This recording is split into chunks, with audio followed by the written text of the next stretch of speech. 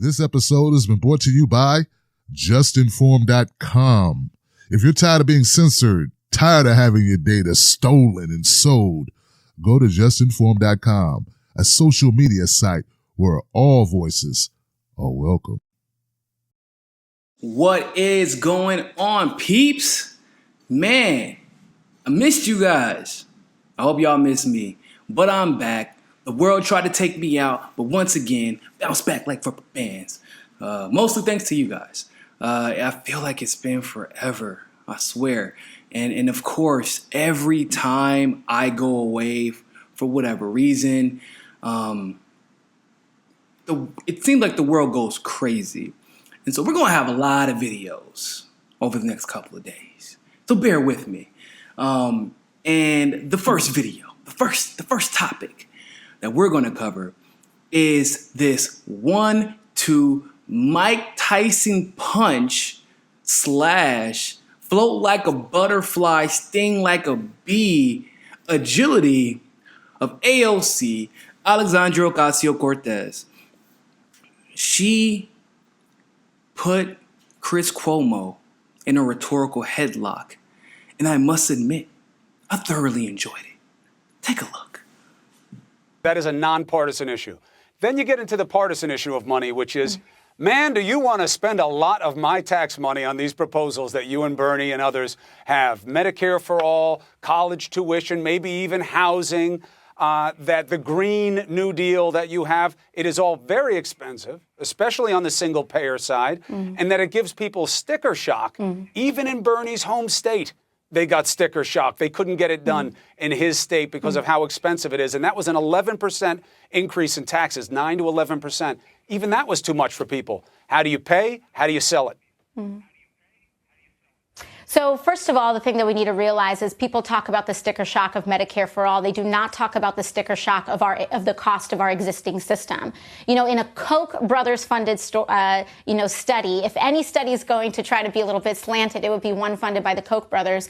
It shows that Medicare for all is actually much cheaper than the current system that we pay right now. And let's not forget that the reason that the Supreme Court upheld the Affordable Care Act is because they ruled that each of these monthly payments that everyday Americans make is a tax. And so while it may not seem like we pay that tax on April 15th, we pay it every single month, or we do pay a tax season if we don't buy, these plans off of the exchange. So we're paying for this system. We Americans have the sticker shock of healthcare as it is. And what we're also not talking about is why aren't we incorporating the cost of all the funeral expenses of those who die because they can't afford access to healthcare? That is part of the cost of our system. Why don't we talk about the cost of reduced productivity because of people who need to go on disability, because of people who are not able to participate in our economy, because they're having issues like diabetes or they don't have access to the healthcare that they need. I think at the end of the day, we see that this is not a pipe dream. Every other developed nation in the world does this. Why can't America? And that is the question that we need to ask. We have done these things before. We write unlimited blank checks for war. We just wrote a $2 trillion check for that tax cut, the GOP tax cut, and nobody asked those folks how are they going to pay for it. So my question is, why is it that our pockets are only empty when it comes to education and healthcare for our kids? Why are our pockets only empty when we talk about 100% renewable energy that is going to save this planet and allow our children to thrive? We only have empty pockets when it comes to the morally right things to do. But when it comes to tax cuts for billionaires and when it comes to unlimited war, we seem to be able to invent that money very easily. And to me, it belies a lack of moral priorities that people have right now, especially the Republican Party. Well, and that's why there are elections. They have consequences. You will make your argument, and we'll see if the people like it better than the other side, because there is a stark difference. And I make you another promise. This is a quick interview. We have a lot of time going forward before your race. You're invited back on. We'll go one issue at a time whenever you want. Thank you so much. I'd love that. Appreciate you taking the opportunity, and be well. Of course. You as well. Now, for some, like you or myself, this seems like the obvious answer 100% of the time, right? It would seem that way. But unfortunately, even amongst progressives, I must admit, at least the ones who have gotten to be on a mainstream platform, unfortunately, this is not always the direct answer that is given. The fact that Alexandria Ocasio-Cortez looked Chris Cuomo in the face, well, as much as she could because she was on television, but the fact that she could look him in the face and say, so what you're telling me is we have money for war, but we don't have money for health care. And it's funny because I would love to see every politician who stands against this military-industrial complex, every time that they go to vote on the budget for the military, I would love every single time for them to do with Alexandria Ocasio. Just say, how are we going to pay for that? You guys don't understand economics, clearly. You don't understand how things really work. You need to go back to Econ 101 class. Blase, blase, blase, blase, blah, et cetera, et cetera, et cetera. You already know the Ben Shapiro talking points. She doesn't know what she's talking about. Well, Ben, she seems to understand what she's talking about a little bit better than you. And judging from Chris Cuomo's face, who always has a retort, who always has a rebuttal, this man looked like he was just disgusting.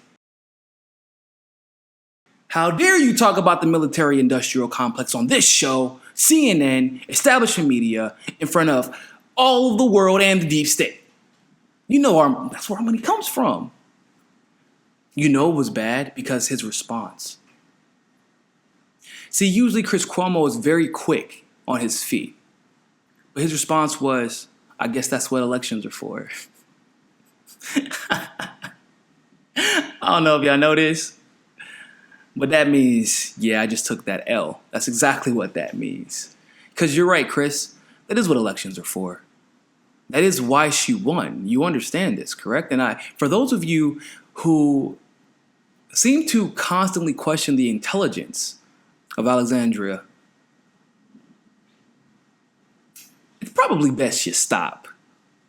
Because as you can see, she's getting the hang of this. And once you figure out all the talking points, because they only have a few, the establishment only has a couple.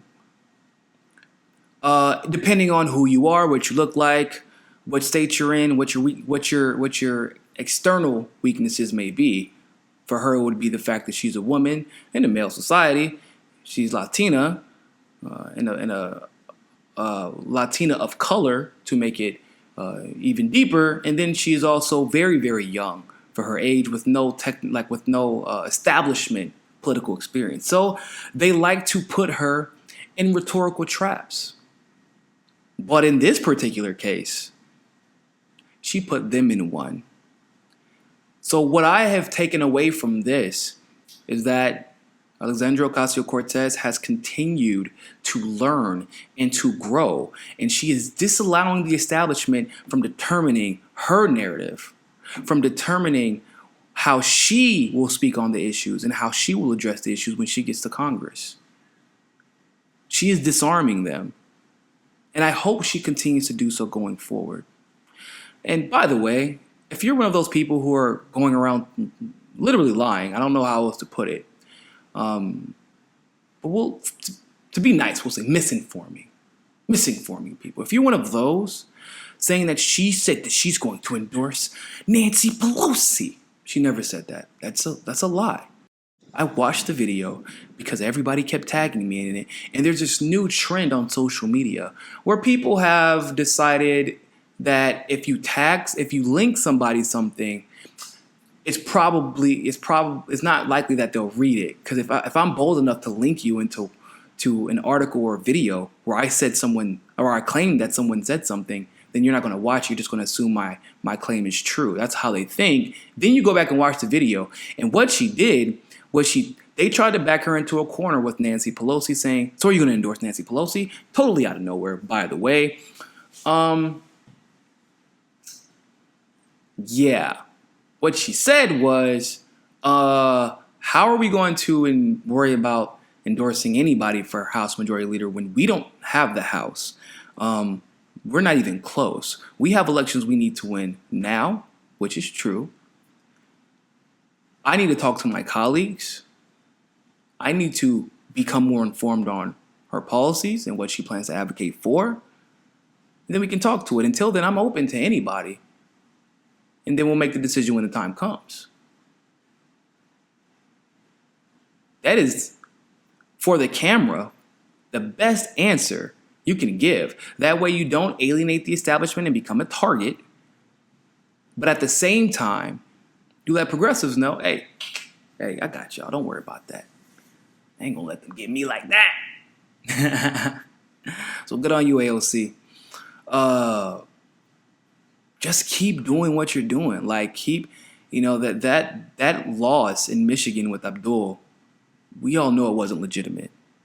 We saw you all increase voter turnout more than what had come out during the Democratic primary. We saw Bernie stomp for him as well. But for the love of God, no matter what you do going forward, just please keep being this Alexandria Ocasio-Cortez. Please keep being this Alex. Because that's why the people fell in love with you. Be yourself through and through, and you will never lose that mandate from the people. Hey, thanks for tuning in to this segment of Mika Says Sukasa. You can join us on JustNForm and make sure that you subscribe to Stop the Russian Menace. Yeah, that's it. If you smash that subscribe button, then USA, just hit subscribe, people. And always remember, more than anything else, find your balance. Peace.